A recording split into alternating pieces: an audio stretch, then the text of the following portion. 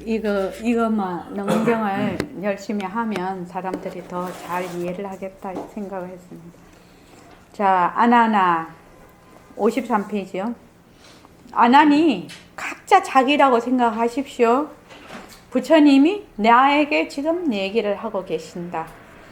아나나, 내가 지금 사마타의 길을 알아서 생사에서 벗어나고자 하니 지금 다시 너에게 묻겠다. 사마타의 길이 뭐라고 했지요? 바로 진리를 깨닫는 그 길이라고 했습니다. 그러니까 공부 윤곽과 바탕을 잡는 것, 정견을 세우는 게 사마타의 길입니다. 즉시에 열애가 금빛의 팔을 들어서 손가락을 구부리시고 아난에게 일러 말씀하셨다. 자, 부처님이 팔을 이렇게 들어서 손가락을 이렇게 구부렸어요. 너가 지금 보느냐? 아난이 대답하였다. 봅니다. 부처님께서 말씀하셨다. 너가 지금 어떻게 보느냐? 우리 손가락 까딱하지요, 이렇게. 처음 시작할 때. 부처님이 이렇게 하신 거예요. 이렇게 하시니까 네가 보니? 이렇게 물어보고 아나니 봅니다. 이래서 어떻게 보니? 이랬더니 아나님, 제가 부처님께서 팔을 들어 손가락을 구부리시고 빛나는 주먹을 만들어서 광명을 저희 마음과 눈에 비치게 하시는 것을 보고 있습니다. 부처님께서 말씀하셨다. 네가 무엇을 가지고 보았느냐? 무엇을 가지고 보면 우리 이렇게 주먹 싹 이렇게 치면 뭐 가지고 보았느냐 하면은 뭐요? 눈 가지고 보지요. 눈으로 보는 거지요. 그러니까 아난이 대답하였다. 제가 대중과 더불어 같이 눈으로 보았습니다. 눈을 가지고 보았습니다. 부처님께서 아난에게 말씀하셨다. 내가 지금 나에게 대답하되 열애가 손가락을 구부려서 빛나는 주먹을 만들어 나의 마음과 눈에 비치게 하였다고 하니 너의 눈은 얼굴에 있으니까 볼 수 있지요? 볼 수 있지만 무엇을 가지고 너의 마음이라고 하느냐? 그러니까 이렇게 딱 구부리니까 눈을 가지고 보고 마음으로 그 빛나는 것을 참 좋다 이렇게 생각을 했을 거란 말이죠. 아난이 대답하였다. 열애께서 지금 마음의 소재를 물으시니 제가 지금 마음으로 추궁하고 찾아보고 있습니다. 이렇게 능히 추궁하고 찾아보는 이놈을 제 마음이라고 생각합니다. 부처님께서 말씀하셨다. 예끼 아나나 그것은 너의 마음이 아니다. 여기 이제 깜짝 놀라죠. 손이라는 이 손을 가지고 주먹을 만드는 경계를 보고 마음을 일으켰어. 저게 주먹이구나. 이렇게 했는데 부처님께서 그럼 눈을 가지고 보는데 마음은 어디 있느냐. 그 물음에 대해서 또 마음을 일으키죠. 마음을 찾아봐야 되겠다. 이렇게 마음을 찾아봐야 또 마음을 일으켜. 마음을 찾아서 이리저리 왔다 갔다 해. 근데 지나면은 그 찾아보는 마음이 사라지죠. 부처님하고 나중에 헤어지면은 아나니 그 마음 생각 안 할 거 아니냐고. 이 무릎이 끝나고 이 회합이 끝나버리면. 그래서 그 마음이 일어났다 사라지는 것이거든 지금. 그러니까 부처님이 네가 7번이나 어디 있다 저기 있다 막 하는 거 아니라고 했는데 아직도 너는 맨날 그렇게 일어났다 사라지는 것을 네 마음이라고 하고 있느냐. 이러니까 이제 예끼 아나나 그것은 너의 마음이 아니다. 이렇게 얘기를 하고. 자, 그 다음에 저기 공덕장 보살님 한번 읽어주실래요? 보고 듣고 천천히 읽어보십시오. 네. 말도 하는 이것이 바로 내 마음이다. 그러면 추궁하고 찾아보는 놈도 분명히 내 마음이다. 그런데 부처님이 그건 마음이 아니라고 하신다. 마치 청천의 병력 같은 이야기다. 그럼 마음이란 도대체 어떤 것이란 말인가? 이런 진신 법문은 부처님만이 하셨고 부처님만이 하실 수 있는 명법문이다. 그러니까 아난이 놀라서 자리에서 벌떡 일어서서는 합장하고 부처님께 여쭈었다. 이렇게 마음이 어디 있지 하고 막 찾아. 그렇지요? 지금 궁구하는 마음이 내 마음이랄까, 내 마음이 어디 있나 하고 자기가 생각을 일으켜서 막 이리저리 막 찾아. 그것이 저의 마음이 아니라면 마땅히 무엇라고 불러야 합니까? 그 막 이리저리 막 지금 찾아보는 그 마음을 뭐라고 해야 됩니까? 하니까 부처님께서 아난에게 이르셨다. 그것은 경계인, 육진, 색, 성, 향, 미촉법이죠. 색이라는 것은 이렇게 전부 그냥 색성향 미촉법, 색성향 미촉법 이러면 마음에 잘 안 와닿아요. 색이라는 건 뭡니까? 눈으로 보는 모든 것을 의미합니다. 그죠? 성은 귀로 듣는 모든 소리예요. 모든 소리. 그 다음에 향은 냄새지요. 미는 맛이에요. 촉은 이렇게 우리가 하면 이게 이 책상으로 우리가 인지할 수 있는 게 손으로 딱 닿으면 이게 딱딱하거든.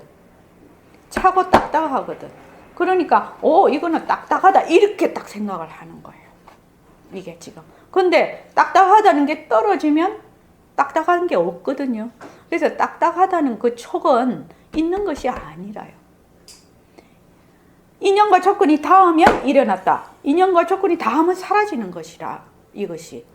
그래서 그 다음에 이제 생각, 느낌 이런 것이 싫다, 좋다, 뭐 이것은 진리다, 이거는 진리가 아니다, 뭐 이런 온갖 생각을 다 해. 그런 것들 모든 것이. 그러니까 모든 상대성에 속합니다. 그게 모든 모습이 허망한 모습을 인연하여 일어나는 생각인 허망상상이다. 허망한 상을 보고 일으키는 생각이라는 거예요. 허망상상. 허망한 상을 보고 일으키는 생각이 허망상상인데 그 중에서 중간 거를 딱 따서 망상이라고 하는 거예요. 망상이라는 뜻이 허망한 모습을 보고 일으키는 생각이에요. 자, 이것이 컵이다. 컵이다. 이러면 이것이 헛것이거든. 이 모습이. 그냥 컵이다. 내 눈에 보니까 이게 컵이라 하는구나. 하면 그만인데, 컵이다. 하고 쏙 들어 앉아버리면 망상이라 이게. 망상. 나의 인연과 조건에 따라 이게 컵으로 보이거든, 지금. 그죠? 그러니까 이게 망상이라, 지금. 그래서, 허망상상이다. 허망한 모습을 보고 일으키는 생각. 그걸 망상이라고 합니다. 너는 허망상상인 망상을 너의 진성으로 착각하고 있다. 보리열반 원청정체라고 앞에 나왔습니다. 진성. 그러니까 요거를 우리는 그냥 절대성 자리 이렇게 알고면 되겠습니다. 네가 처음이 없는 옛날부터 무시이래로 이 말이죠. 무시이래로 금생에 이르기까지 마치 도둑놈을 아들로 잘못 알듯이 망상을 진심으로 잘못 알기 때문에 너의 원래 항상 하는 원상을 잃어버리고 윤회를 당하고 있다. 그러니까 무시이래로 금생에 이르기까지 육식의 망상 번뇌를 진짜 내 마음으로 안다는 거예요. 도둑놈을 아들로 잘. 그러니까 상대성인 망상을 절대성인 내 진짜 자리로, 본래 자리로 진심으로 잘못 알아서 망상을 진심으로 잘못 알기 때문에 너의 원래 항상 하는 보리열반 원청정체 절대성 자리라고 하고, 여기서는 보림서는 보전한 빛깔도 소리도 냄새도 없는 법신자리라고도 하고, 허공으로서의 나라고도 하고, 누리의 주인공이라고도 해요. 이 원상을 잃어버리고 원래 항상 하는 원상이죠. 원상을 잃어버리고 윤회를 당하고 있다. 자, 저기 정정보살님 좀 읽어주실래요? 거기 주권이 육진을 상대하여 육식을 일으키는데 상대하는 경계인 육진은 항상 변화하는 허망한 모습이다. 우리가 내 마음이라고 여기는 것은 이 허망한 모습들을 상대하여 일으키는 반전심이므로 당연히 허망 상상이 된다. 이 허망 상상을 줄여서 망상이라 하는데 이것을 중생들은 제 마음이라고 여기고 생활하고 있다. 예, 여기 지금 컵이죠. 막 컵이다. 막 이러면 내 마음인 줄 알아. 그거 내 생각인 줄 알아. 컵이다. 아, 이거 나는 저기 이런 청자빛을 참 좋아하는데 참 이쁘네. 계속 반연하는 마음을 쓰는 거죠, 지금. 근데 이것을 뭐라고 하냐? 내 마음인 줄 알아. 다른 말로 하면 내가 내 몸을 이렇게 봐. 몸을 보면 아, 몸이구나. 내 몸에 지금 몸으로 보이죠? 이게 그냥 텅 빈 모습으로 안 보이죠? 그냥 딱 봐. 아, 몸이구나. 몸이요. 그러면 아, 이것이 바로 내야. 또 이런 생각을 하거든. 그러니까 이미 몸으로 볼 때 이것이 변하고 헛것이고 실체가 없고 이만 이대로 텅 비어 있다라고 보면 정확하게 바로 보는데 이 육안 자체는 조건이 지어져 있어. 조건 지어져 있으니까 여기서 들어가서 요 안에서 싹 뇌의 회로에서 조작을 해서 투사를 한단 말이지. 이렇게 딱 볼 수 있도록.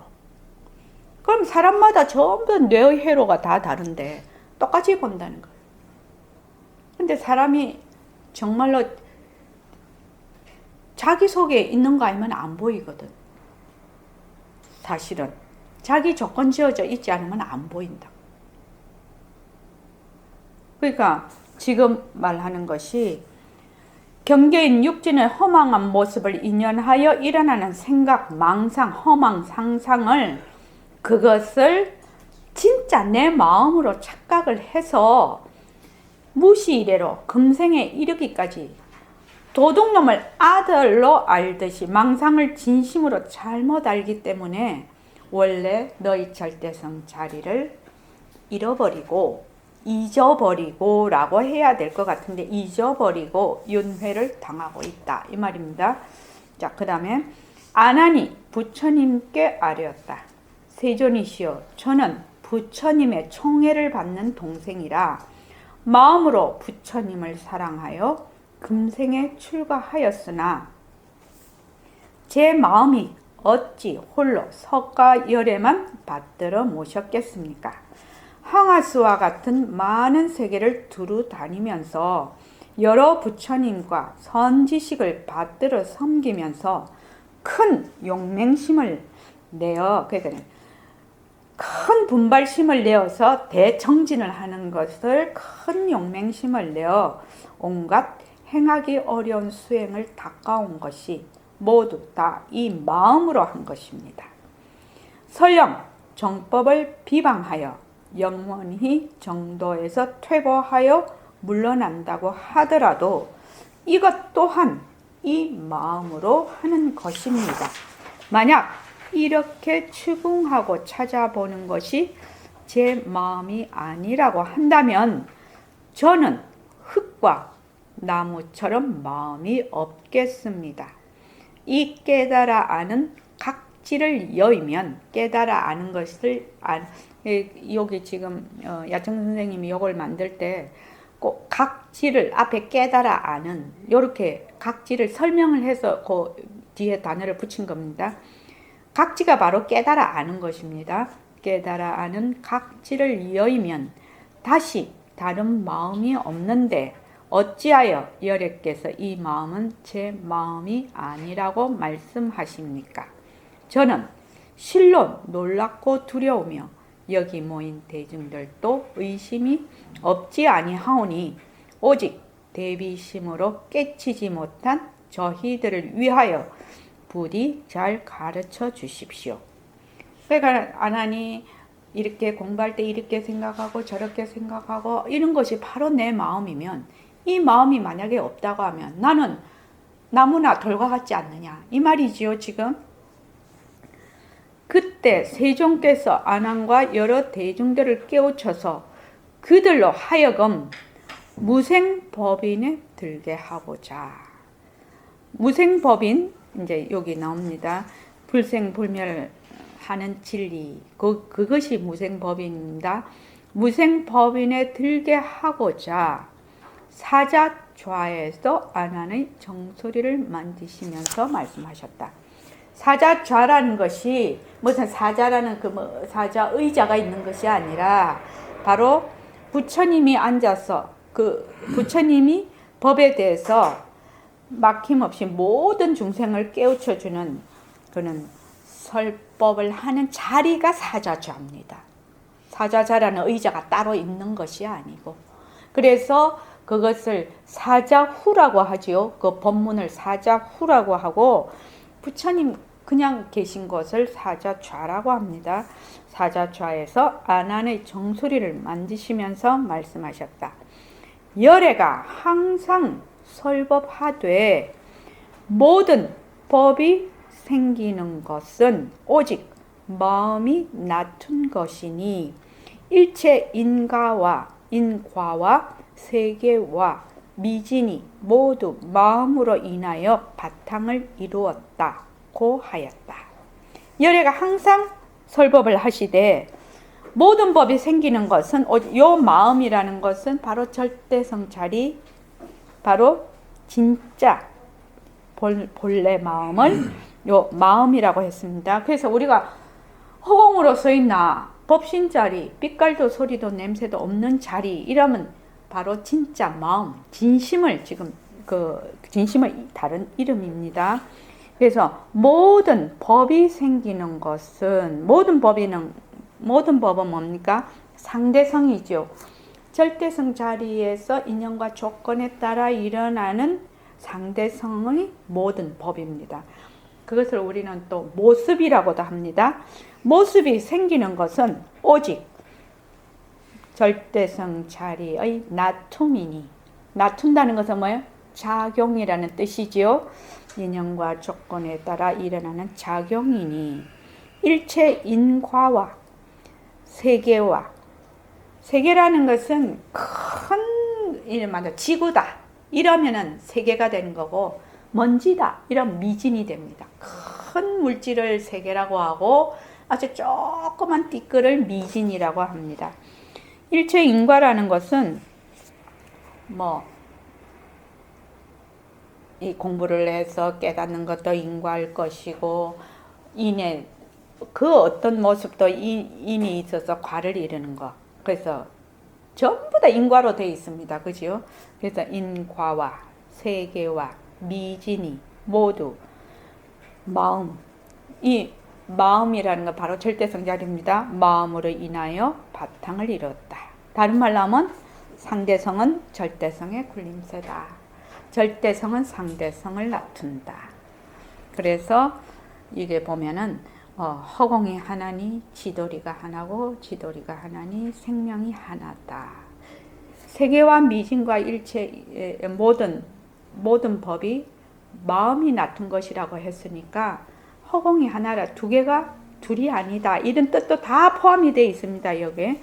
그래서 상대성이 임한 이대로 바로 절대성의 나툼이고 작용이다. 또 다른 말로 하면 이 몸 이대로 바로 허공으로서의 나다. 이런 말도 됩니다. 이게 지금.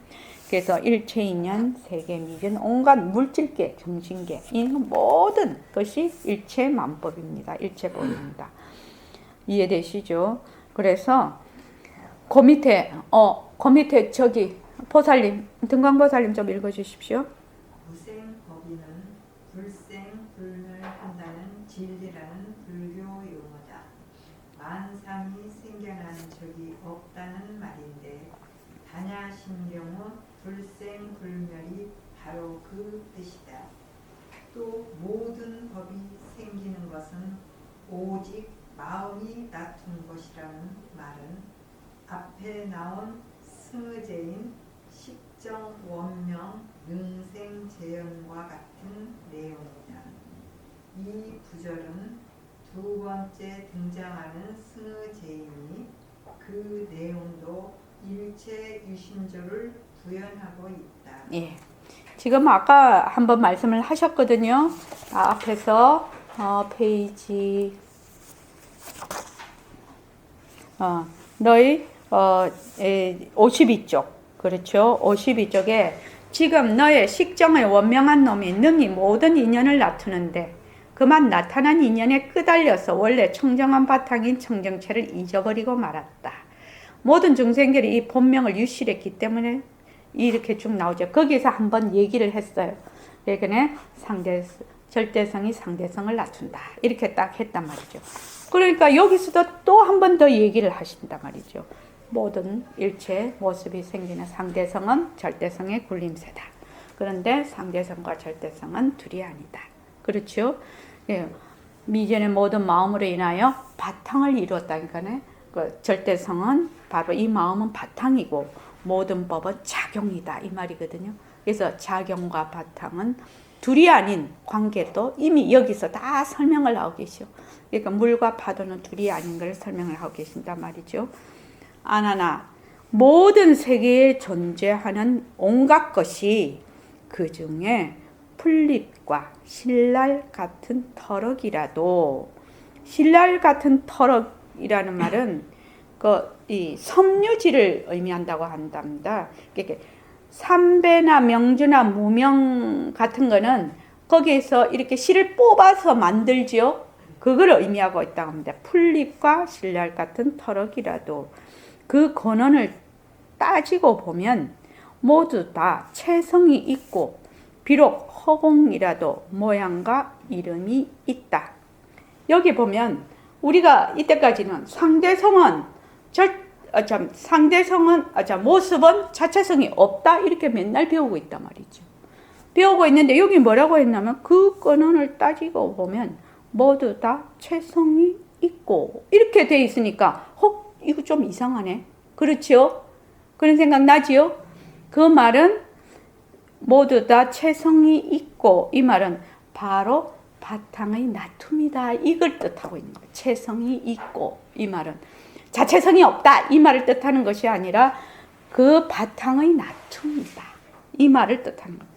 비록 허공이라도 허공이란 뭐야? 텅 빈 모양을 허공이라고 하거든. 그리고 허공이라는 이름이 있단 말이죠. 허공이라 할지라도 텅 빈 모양과 허공이라는 이름이 있다.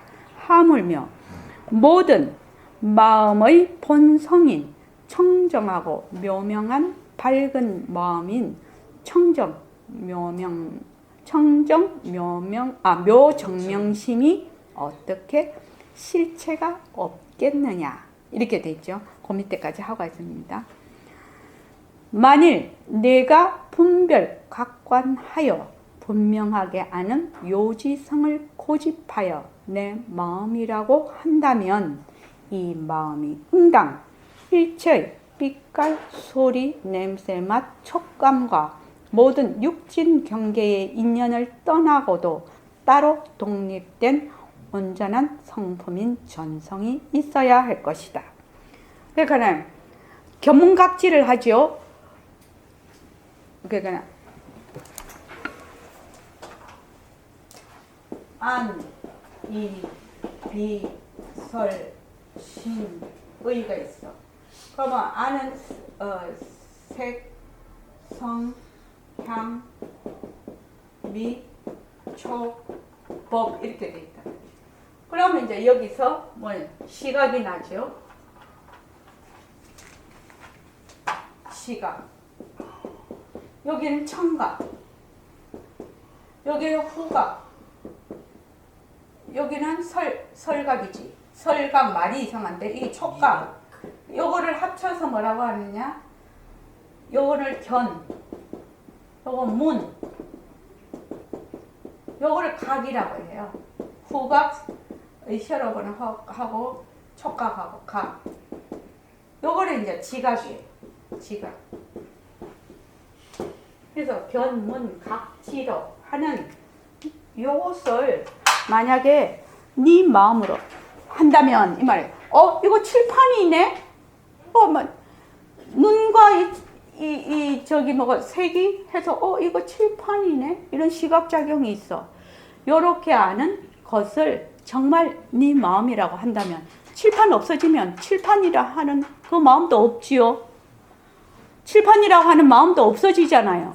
그러니까 여기 말 육진경계에 이 마음이 응당 일체 빛깔 소리 냄새 막 감춰가 모든 육진경계 인연을 떠나고도 따로 독립되는 온전한 성품인 전성이 있어요. 칠판이네 하는 그 생각이 말하자면은 온전한 전성, 그러니까 참 마음이라고 하죠. 그 참 마음이라야 되잖아요. 그러니까 칠판이 없어져도 칠판이네 하는 마음이 있어야 되지 않느냐. 근데 칠판이 없어지면 칠판이라는 마음이 없어지거든. 육진 경계가 없어도 그 마음이 그대로 있느냐 이 말입니다. 그러니까 우리가 지금 에어컨을 봐. 에어컨을 봐. 에어컨이네 하는 이 마음이, 이 생각이 에어컨이 사라져도 에어컨이네 하고 있나요? 아니죠. 아닙니다. 그건 다 알 수 있습니다. 제일 우리가 하면 눈이 안 보이면 멀어진다고 그런 거 있지요. 눈이 안 보이면 멀어진다 이 말이 있지요. 옛날에 우리 고등학교 때 선생님이 국어 선생님 말다. 생각나나 정리하고 공덕장하고 그거 선생님 그때 국어 선생님이셨어. 그 선생님이 이렇게 얘기해요. 내가 거기 지금 다닌다. 연애는 시간과 공간의 근접성에 의해 비례한다 이렇게 얘기를 했어. 그렇게 어려운 말을 어떻게 아니 딱 그렇게 얘기를 하시는 거야. 시간과 공간의 근접성에 비례한다. 연애는. 그 말이 뭐예요? 자주 만나고 공간에 맨날 가까이 있고 거기에 비례한다는 거예요. 그런데 그게 시간과 공간이 자꾸만 떨어지면 눈이 안 보이면 잊어버리거든. 그렇지 않습니까? 그러니까 그 좋아하는 마음이 인연과 조건에 따라 일어났다가 사라진다는 의미예요. 그러니까 그 좋아하는 마음이 진짜냐? 아니라는 거지. 그 마음이. 그래서 우리가 이 법문 시간에 늘 얘기하는데 지금 내가 좋아하고 이게 나무다 지금 법문도 듣고 있고 하는 모든 것에 뭐가 없다? 주체가 없어. 내가 없어. 거기에. 그냥 인연과 조건에 따라 일어났다 사라졌다 할 뿐이요. 그런데 사람들은 자기가 무엇을 해도 자유의지라고 하지요. 가장 큰 착각이에요. 자유의지가 있다고 해요.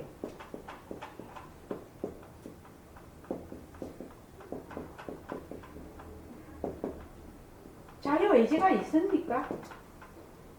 자유의지가 있습니까? 자유의지라는 것은 내가 전제로 된 거예요. 내가. 자, 개야지요. 개야.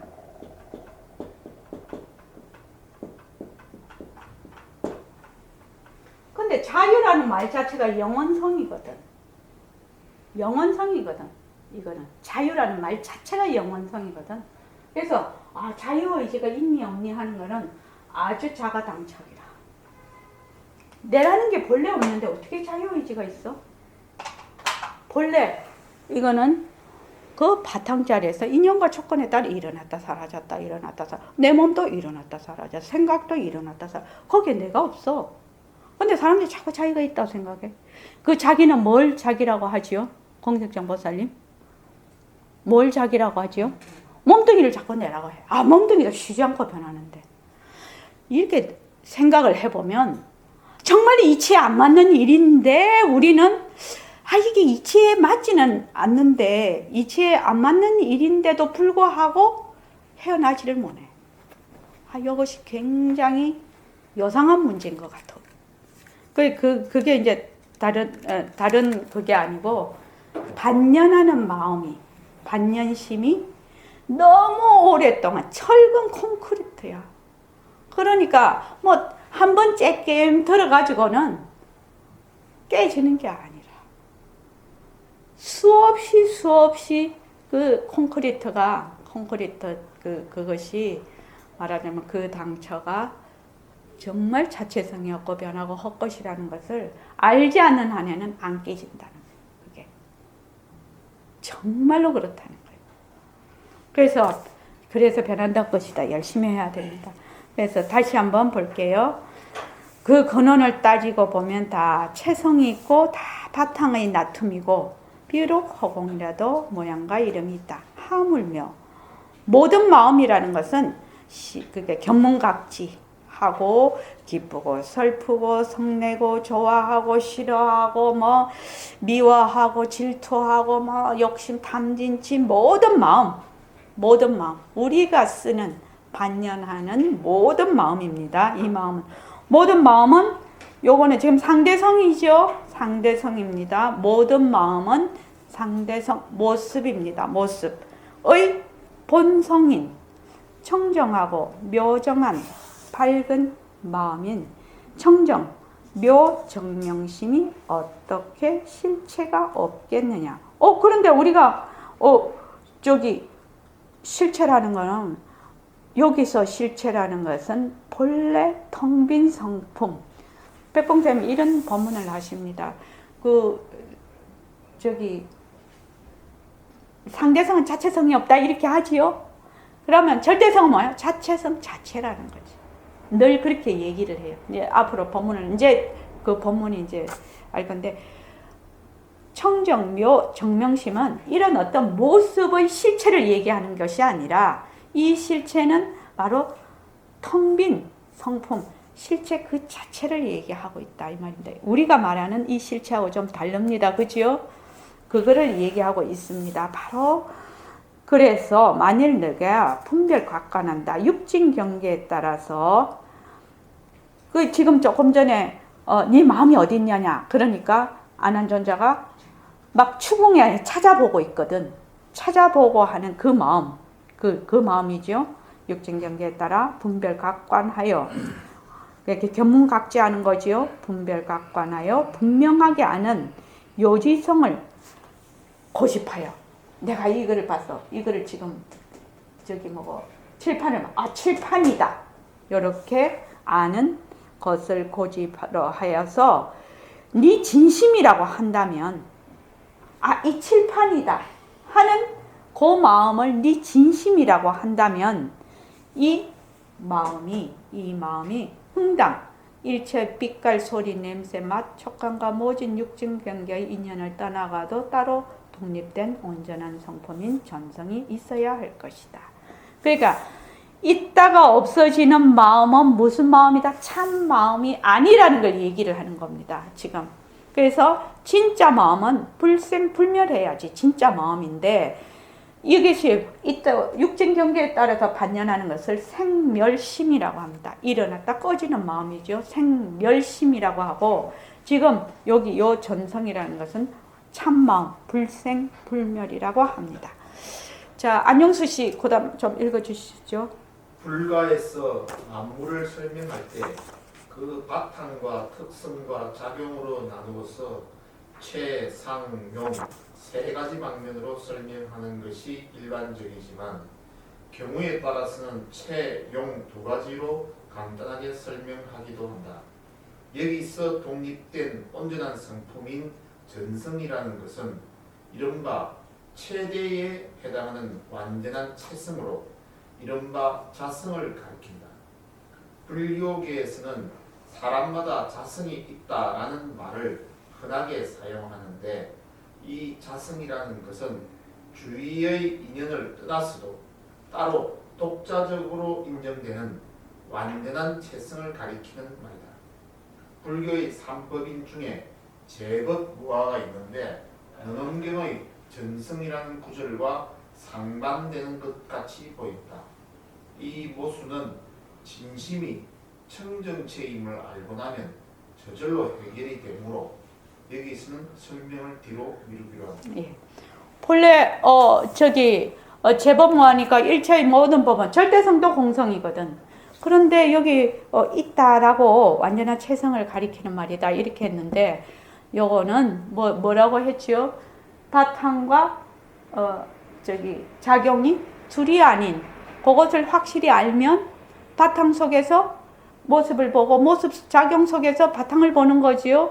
그렇게 비1, 비2가 되면 저절로 풀린다 이 말입니다. 자, 여기까지 그 밑에까지 하겠습니다. 지금 네가 나의 설법을 알아듣는 것은 소리를 인연하여 분별하는 것이다. 그렇죠? 지금 제가 말을 하고 있어요. 그러면 이 소리를 인연해서 일심행이 이렇게 말을 하고 있구나 라고 지금 알고 있단 말이죠. 그렇죠? 거기는 제가 읽어버릴게요. 일상의 청각 현상을 알아듣는 것은 견문 각지하는 마음이 경계인 소리를 반연하여 분별하는 것이다. 자, 우리가 지금 제 소리가 들려요. 일심행 소리구나. 일심행이 이런 말을 하는구나. 이렇게 하는 거지요. 지금 그렇게 새소리가 나면 새소리구나. 뭐 그 다음에 뭐 새소리가 좋다든지 싫다든지 뭐 이런 식으로 이제 됩니다. 그래서 그런데 여기서 설법을 알아듣는 것은 소리를 인연하여 알아들어. 그건 확실하지요, 지금. 그런데 이심전심이라는 게 있거든. 이심전심이라는 것이. 이심전심은 소리가 없이 마음과 마음이 통해버리는 거예요. 어떤 마음? 이 반연심을 의미하는 것이 아니다 말이지. 그때 심은. 이심전심할 때 심은 바로 제자가 절대성 자리에 있고 스승도 절대성 자리에 있어. 그랬을 때 두 마음이라고 할 수도 없지요. 그때 탁 만나는 거예요. 그것이 이심전심이에요. 그래서 보통 우리가 뭐 이심전심 이렇게 얘기하거나는 틀린단 말이죠. 설사 일처의 견문 각지를 모두 여의고 안으로 내심의 고요한 경계인 유한을 지키더라도 이것도 역시 법진인 유한이라는 상념을 분별하는 그림자인 분별영사이다.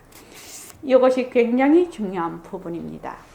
설사 일처의 시각, 청각, 견문각지하는 것을 모두 여있다. 이 말은 보고 듣고 느끼고 말하고 하는 것을 떠나서 아무런 생각을 일으키지 않고 고요한 상태가 되었다. 이 말입니다. 이 말은. 그러니까 모두 여이고 안으로 내심의 고요한 경계인 유한. 이거 이 유자 극할 유자더라고요. 극할 유자. 그래서 극할 유자 한갈 한자죠. 그래서 육식이 그렇게 분별하지 않고 가만히 작용을 하지 않는 거다. 이것이 유한을 지키다 하더라도 이것도 역시 법진인 유한이라는 상념을 분별하는 그림자인 분별영사입니다. 자, 말로 하면 이런 것 같습니다. 무기와 같은 상태라. 왜 우리가 숨을 들이쉬고 내쉬고 들이쉬고 내쉬고 이렇게 합시다 이렇게 하지요? 그렇게 하면 들이쉬고 내쉬고 들이쉬고 내쉬고 하면 고요해져 버려요. 저번 우리 법회에도 그런 일이 있었는데 들이쉬고 내쉬고 하십시오 그랬더니 뭐라고 하냐면 고요합니다 이렇게 대답을 했어요. 그거는 뭐야? 법진이에요. 법진. 그러니까 법진이라는 유한 상념을 분별하는 분별영사예요. 늘 제가 얘기합니다. 고요한 것을 몰라. 근데 고요하다 하는 것을 느끼죠. 그러면 고요한 걸 느끼는 것은 고요하다는 것은 하나의 모습으로 작용으로 일어난 거예요. 그래서 그 고요한 데 가만히 있으면 무기와 같다. 그러면 숨을 들이쉬고 내쉬고 들이쉬고 내쉬고 할 때 가라앉아요. 고요해져요. 그런데 들이쉬고 내쉬고 변하는 것을 적적성성하게 분명히 보고 있어야 된다는 거예요. 고요한 것이 공부 잘하는 것이 아니요. 그거는 무기와 같은 거예요. 무기. 그걸 무기라고 해요. 그래서 자, 깜깜한 밤에 깜깜한 방 안에서 우리가 깜깜한 방 안에서 이제 봅시다. 이게 불이 없고 깜깜하면 책상이고 사람이고 이게 초록이다, 이거는 빨강이다 이런 거 분별이 안 돼요. 에어컨이다, 뭐 이게 칠판이다. 최정원 의사님 그렇죠? 분별이 안 돼요. 분별 안 됩니다. 그것과 같은 것이다라는 겁니다. 어떻게? 깜깜한 데는 뭐가 있는지도 몰라. 그런데 뭐요? 그냥 고요하게 무기와 같은 상태로 있는 거예요. 그런데 탁 밝으면 어때요? 이거는 초록이고 화초구나. 이거는 뭐야?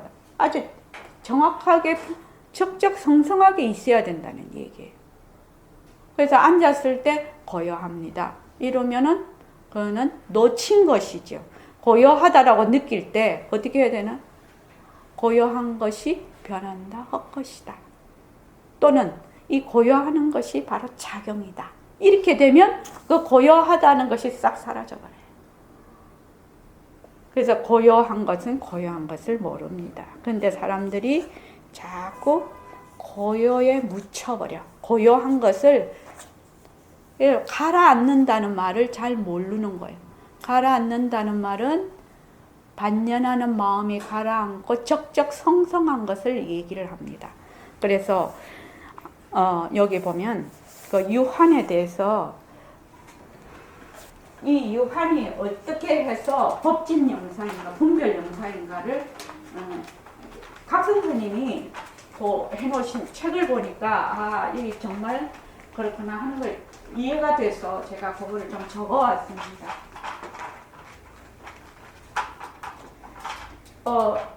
우리가 뭐 정근할 때도 그렇고 나는 허공으로 쓰인나다. 나는 허공으로 쓰인나다. 나는 허공으로 쓰인나다. 이렇게 하면 처음에는 나는 허공으로 쓰인나다라는 소리를 들어. 그게 듣는데 그게 이제 마음이 싹 가라앉거든. 그럼 없어져. 그거 아니라는 거죠. 나는 허공으로 쓰인나다. 나는 허공으로 나다. 자꾸만 해. 그럼 하나가 돼버리죠. 그러면은 나는 허공으로 쓰인나다 하는 자가 사라져버려. 적적성성한 거죠. 그래서 나중에는 나는 허공으로 쓰인나다라는 소리를 봐버려. 본다. 소리는 듣는 것만 되는 것이 아니라 보기도 안 돼. 소리를 본다. 우리가 바탕 속에 새소리가 들려. 그럼 바탕 속에 새소리를 봅니다. 새소리를 그냥 봐버리는 거지요. 보는 겁니다. 나중에는. 그냥 다 보는 거예요. 바탕 속에 일어났다 꺼졌다 일어났다 꺼졌다 하는 것을 눈으로 보는 거는 이렇게 보지만 마음으로 봐버려요. 나중에. 그래서 유한이라는 이 지금 유한이라는 데서 우리가 육근, 안, 이, 비, 설, 신, 의 이렇게 돼요. 그러면 이제 여기에 색성향 미축법이 있거든. 이건 육진이죠. 성, 향, 미, 촉, 법이 있어요. 네, 색은 무엇을 통해서 알 수 있냐면은 명암을 통해서 알 수 있어요. 그렇죠? 밝고 어두운 것이 있어야 색을 볼 수가 있어요.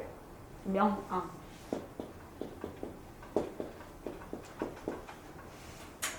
요 소리는 동과 정. 이거는 움직이는 것이고 정은 고요한 것입니다. 시끄럽고 고요한 것. 향은 이게 폐색이죠.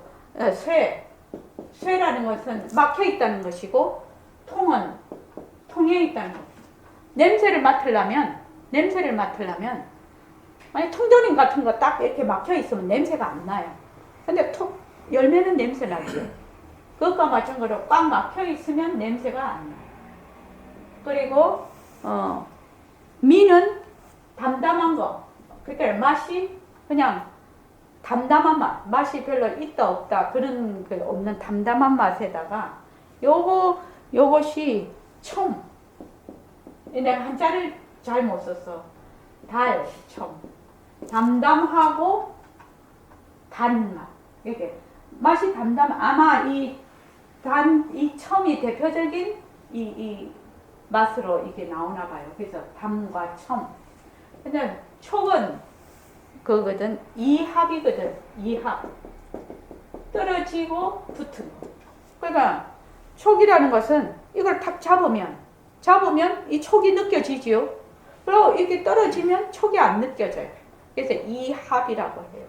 근데 법은 지금 생멸이거든. 생각이 일어났다. 멸하거든. 그렇지요? 그럼 유화는 어떤 상태입니까? 멸한 상태예요. 멸한 상태입니다. 그렇기 때문에 이것을 육법진이라고 한다고 합니다. 육법진. 그러니까 암과 색은 명암, 동정, 쇠통, 달청, 이합, 생멸인데 요 유화는 멸에 해당이 되기 때문에 뭐야? 양변에 떨어진 것이요.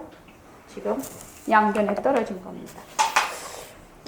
각성선님 워낙 우리나라 최고 강백이시라 그래서 유한이라는 상념을 분별하는 그림자인 유한이라는 상념을 분별하는 그림자인 분별명사이다. 분별하는 그림자다.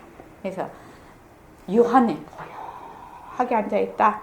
그러면 멍청한 상태라고 그 스님은 각성스님은 그게 멍청한 무기 상태다. 적적성성하지 않고 이 멸의 상태라는 겁니다. 그런데 여기서 이런 경우 같으면 어떻게 해요? 여기서 딱 나오면 어떻게 돼요? 바로 번뇌에 빠져버리죠. 그렇죠. 그래서 부처님께서도 처음에 선지식들 찾아가서 하다가 거기 다 그만두고 다시 당신이 육령고행을 시작하신 것이죠. 자, 안으로 유한을 지키더라도 고요하고 편안하되 지키더라도 말은 무념무상이 되어서 경안한 상태를 말한다. 경은 가벼울 경자고 편안한 안자거든요. 새털같이 가벼워. 아주 좋은 상태를 얘기하는 거죠.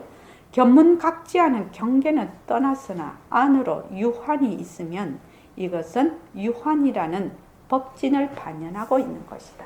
여기 법진이죠. 멸이라는 법진을 반연하고 있는 것이다. 그렇다면 역시 반연하는 마음을 벗어나지 못한 상태이다.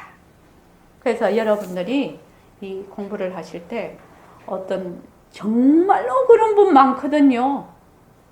진짜 많아요. 고요합니다 이러거든요. 그런데 그것을 공부로 알고 계속 그렇게 하는 사람은 정말 돌아올 수 없는 강을 건너버려요. 그런 분들은 그냥 이빨이 안 들어가. 말을 해도 이빨이 안 들어가. 그러니까 유한이라는 그 경계는 바로 이 육법진 중에 멸진을 반연하는 분별영사라는 겁니다. 그래서 고요하다 하면 어떻게 해야 된다고 마음이 쫙 가라앉고 고요하다 하면 바로 이 고요한 것은 변한도 없것이다 해야 돼. 고요한 것은 바로 작용이구나. 바탕이 작용이. 이렇게 딱 해버리면 고요한 게 싹 사라져. 고요한 것도 하나의 생각이라는 거예요. 그게. 그래서 그렇게 공부하는 거 쉬운 건 아니죠. 아무리 좋은 것도 뭐요? 작용이야. 변하고 헛것이에요. 정말로 바닥을 쳐야 돼요. 변하고 헛것이 바닥을 쳐야 한다고. 조금 더 여유를 두면 안 된다고. 이 공부는. 안 그러면 어느 구신한테 잘려가는지도 몰라. 얼마나 귀중한 난데. 그래서 어떤 글을 보니까 모든 이런 앞으로의 모든 이런 세상의 어려움을 이겨내는 것은 오로지 자존감 하나뿐이다. 그렇게 돼 있대. 자존감.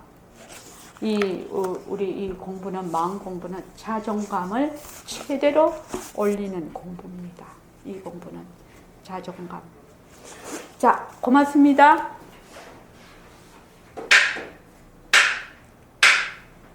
5분